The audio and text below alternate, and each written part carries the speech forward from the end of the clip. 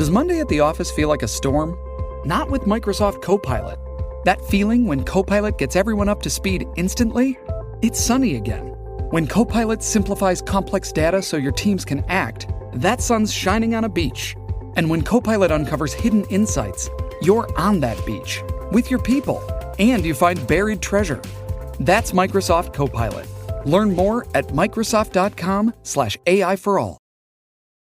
This episode is brought to you by JLL. Get an insider view into the world of commercial real estate with JLL's podcast, Trends and Insights, the Future of Commercial Real Estate. Whether you're curious about making cities more sustainable, the evolution of office space, or AI opportunities, this podcast will help keep you a step ahead. Tune in for candid conversations with business leaders about the biggest trends impacting how we live, work, and play. Subscribe to Trends and Insights now at jll.com/podcast. This is Optimal Living Daily, episode 3106, Busyness is a Kind of Debt, by David Cain of Raptitude.com. I'm your narrator, Justin Malik, reading you blogs every single day of the year, including holidays. Without further ado, let's get right to it as we optimize your life. Busyness is a Kind of Debt, by David Cain of Raptitude.com. My friend Kate and I have been exchanging zeros. I posted a screenshot of my newly empty Gmail inbox and challenged her to do the same, and she did. Now we're competing to get to zero as often as possible. Email has become almost a breeze for me after struggling with it for years due to a discovery I made during my extreme decluttering campaign. Having zero clutter is an entirely different experience than having a little clutter.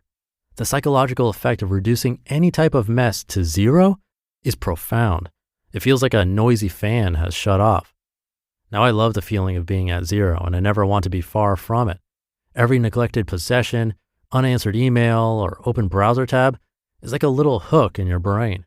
There isn't a huge difference in how it feels to have 6 of these hooks in your brain versus having 80, but there is a vast difference between having some and having zero. The decluttering post was an international mega hit, 12,000 Facebook likes and counting, which surprised me initially because it seems so pedestrian, arranging items in containers and tossing ugly clothes. But I think most people realize that it's not really about beautifying your shelves. It's about turning your home into a better habitat for the mind, one that minimizes the abandoned, the unfinished, and the out of place, and creating a lifestyle with fewer mental fishhooks snagging your attention. Whatever is normal to us becomes invisible, no matter how counterproductive, and we've simply become accustomed to tracking too many ongoing concerns in our heads. Living in the red. We use the word minimalism to describe a conscious effort to reduce physical and mental clutter by owning fewer things. But maybe minimalism isn't so much a trendy subculture as it is a return to the kind of environment our minds are best suited for. Imagine explaining to most of our history's human beings that minimalists are those unusual people who have reduced their possessions to a few hundred and their time commitments to a few dozen. As information and entertainment become more abundant, mental clarity becomes a more unusual experience. To get it back, we need to become unusually stingy with our time and attention commitments by either finally fulfilling them or finally dropping them instead of letting them pile up unresolved. These unresolved commitments are what David Allen called open loops in his zillion-selling productivity Bible, Getting Things Done. And he says open loops are exactly what stress is made of. Part of us might realize this, but it's still fairly normal to drift miles from zero in several areas of clutter at once. In our overcommitted, under-focused culture, it's normal for one's attention to be overextended. Another way to think about it is this. If attention is a kind of currency, our culture has a habit of living in debt. We're trying to buy too much with what we have, and it creates problems, stress, distraction, inefficiency that outweigh the benefits of all those purchases. Just as consumer debt is the consequence of buying more than our means can cover, our overflowing inboxes and unread bookmarks are evidence that we are chronically overspending in the attention department. Just like money, attention is limited. And by spreading it around too freely, we accumulate too many expenses, bear needless debts, and pay too much interest in the form of stress and extra work. Anytime you can cut loose an attention-draining commitment, It's like cutting a household expense.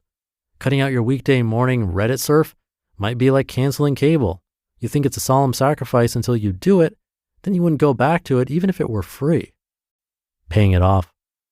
There are commitments you can't or don't want to cut though, such as email, your primary work duties, and household tidying. Anytime you get one of these going concerns to zero, namely by putting all your possessions away or processing everything in your inbox, it's like paying the balance off your credit card. Most people can understand the absurdity of letting a credit card bill go unpaid for no reason.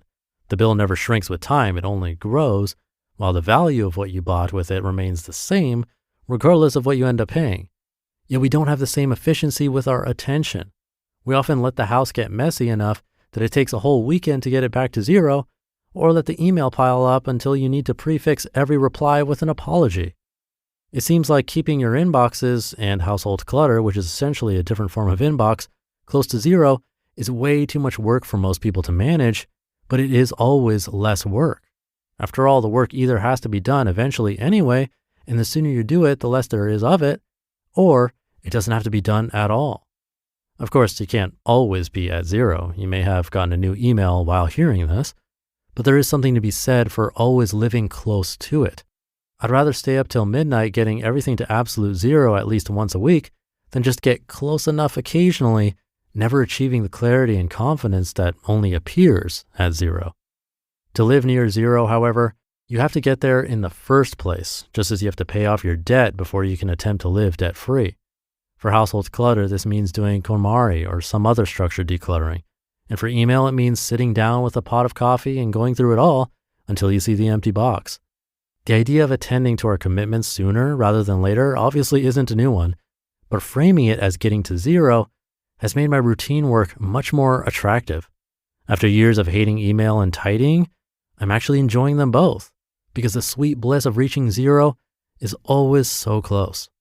Of course, smart people have been enjoying the number zero for longer than I have.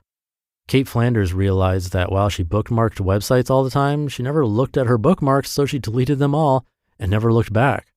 Derek Sivers had enough of superfluous commitments and decided he's done saying yes to requests on his time. It's either no or yeah.